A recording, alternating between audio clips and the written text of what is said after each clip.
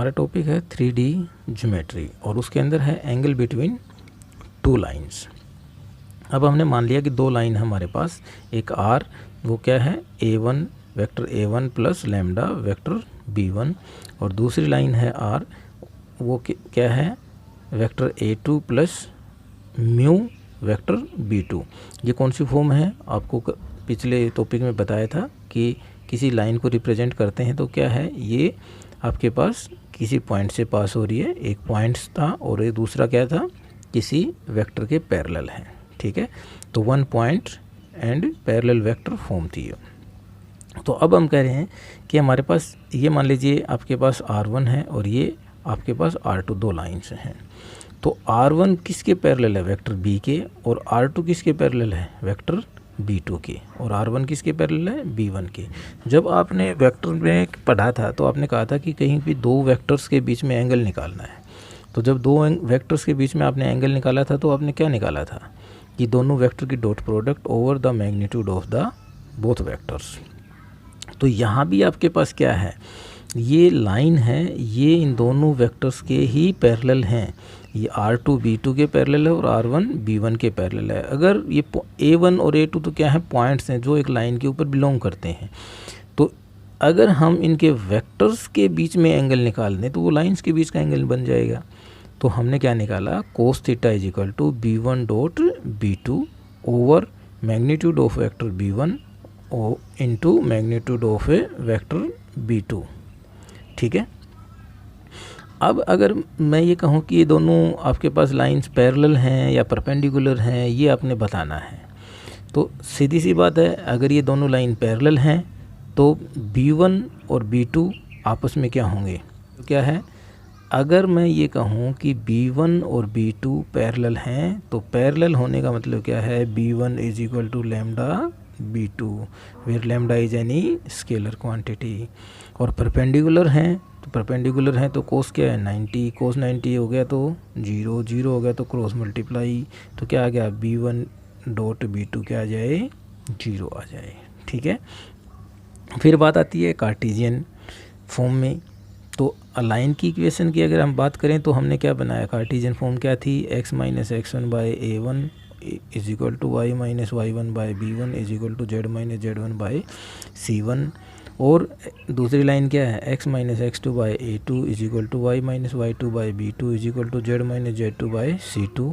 ये दो लाइंस की इक्वेशन दे रखी हैं हमने। ठीक है, तो अगर मैं पहली लाइन की बात करूं तो ये लाइन पास कहाँ से होती है, x1 y1 और z1 से, और इसके डायरेक्शन रेशियोज़ क्या हैं, a1 b1 c1। और दूसरी लाइन कहाँ से पास होती है, x2 y2 और z2 से, और उसके डायरेक्शन रेशियोज़ क्या हैं, a2 b2 c2। तो अगर हम बात करते हैं कि line passes through the points x1 y1 z1 and direction ratios are a1 b1 c1, so vector parallel to the direction ratios, इस लाइन के डायरेक्शन रेशियोज़ के पैरेलल में कोई एक वेक्टर होगा तो वो क्या होगा, m1 वेक्टर ले लिया तो a1 iota plus b1 j plus c1 k। Similarly दूसरी लाइन के लिए भी एक वेक्टर होगा जो जिसके पैरेलल ये लाइन होगी, तो वो वेक्टर हमने ले लिया m2, तो a2i plus b2j plus c2k। अब अगर आपको निकालना है कोस थीटा, तो कोस थीटा आपने क्या बताया था, b1 dot b2 over magnitude of b1 का square into magnitude of b2 का स्क्वायर। तो अगर हम यहाँ पे बात करते हैं m1 dot m2 over magnitude of m1 into magnitude of m2, तो a1 a2 plus b1 b2 plus c1 c2। ठीक है, और m1 का मैग्नीट्यूड क्या है, a1 का स्क्वायर प्लस b1 का स्क्वायर प्लस c1 का स्क्वायर रूट। और m2 का मैग्नीट्यूड क्या है, a2 का स्क्वायर प्लस b2 का स्क्वायर प्लस c2 का स्क्वायर रूट। ठीक है, तो ये आपके पास क्या निकल जाएगा, एंगल निकल जाएगा, कोस थीटा निकल जाएगा। फोर पैरेलल के लिए आपके पास क्या है कि उनके डायरेक्शन रेशियोज़ का आर प्रोपोर्शनल। ठीक है, तो a1 by a2 b1 by b2 c1 by c2, इनका का रेशियो क्या आएगा, सेम आएगा। और परपेंडिकुलर के लिए क्या आ जाएगा, जैसे ही वहाँ पे जाएंगे तो उनकी क्या हम कह सकते हैं कि डायरेक्शन रेशियोज़ की प्रोडक्ट का सम जो है वो 0 आएगा, a1 a2 plus b1 b2 plus c1 c2 is equal to 0। ठीक है, एक आगे जो टॉपिक है वो क्या कह रहा है कि length of perpendicular from A point two A line. आपको एक पॉइंट से किसी लाइन के ऊपर कोई पॉइंट है, वहाँ से उसका परपेंडिकुलर डिस्टेंस निकाल करके बताना है, मतलब ये पी क्यू निकाल करके बताना है। परपेंडिकुलर है तो ये 90 डिग्री एंगल आ जाएगा, ठीक है। तो वो लाइन आपके पास क्या है, line R is equal to A plus lambda B, ये इसकी फॉर्मेशन है। इसका मतलब क्या है कि this line passes through the point A whose position vector is vector A and in the direction of vector B. Now P Q is perpendicular drawn from the point P on line AB having position vector P. So perpendicular distance is PQ. तो अब यहाँ से P से इस line के बीच में जो distance है वो परपेंडिकुलर डिस्टेंस क्या है, PQ बन जाएगा। Now in right triangle APQ, APQ में आपके पास अगर मैं साइन थीटा की बात करूँ तो साइन थीटा क्या होता है भाई, परपेंडिकुलर बाय हाइपोटेन्यूज, कुछ ऐसा ही होता है क्या। तो परपेंडिकुलर क्या होता है, जिस एंगल को हम निकाल रहे हैं उसके सामने वाली लाइन, ठीक है। तो परपेंडिकुलर क्या हो गया, पी क्यू, और हाइपोटेन्यूज क्या होगा, ए पी, ठीक है।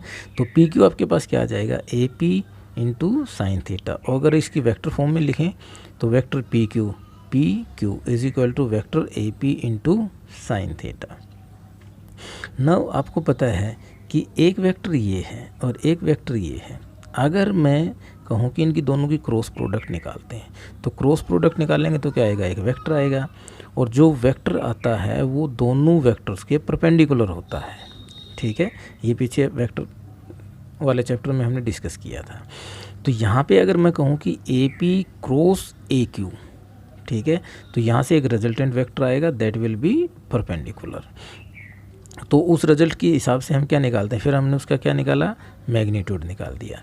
तो A P cross A Q का मैग्नीट्यूड किसके बराबर आएगा, ए पी इंटू में ए क्यू इंटू में साइन थीटा।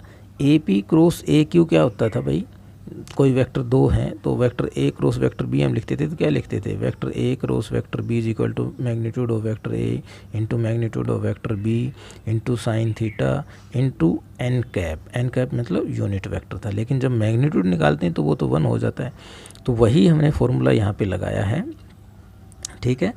तो साइन थीटा आपके पास क्या आ जाएगा, A P cross A Q, इसका मैग्नीट्यूड ओवर ए पी का मैग्नीट्यूड ओवर इंटू ए क्यू का मैग्नीट्यूड, ठीक है। नाउ पी क्यू, अगर मैं वेक्टर का मैग्नीट्यूड निकालता हूँ तो ही तो पी क्यू बनता है ना। तो P Q vector P Q का मैग्नीट्यूड, और पी क्यू आपने कहाँ पे कुछ निकाला होगा, ये रहा ए पी साइन थीटा। तो magnitude of A P into sine theta, और साइन थीटा आपने क्या निकाला है, magnitude of A P cross A Q over magnitude of A P into A Q. A P से ए पी कैंसिल हो जाएगा, क्या आएगा, A P cross A Q over A Q, ठीक है। अब आपके पास वेक्टर ए पी है, वेक्टर ए पी की अगर हम बात करें तो क्या निकलेगी, इसकी पोजीशन वेक्टर क्या निकलेगी, position vector of P minus position vector of A, तो पी माइनस ए, ठीक है। तो ए पी के पोजीशन वेक्टर क्या निकलेंगे, P minus A, and A Q आपके पास क्या है, इसका क्या है, ये बी, वेक्टर बी के बराबर है। तो पी क्यू आपके पास क्या आ जाएगा, P Q is equal to vector P minus A into में वेक्टर B, इसका magnitude over vector B। Thank you students.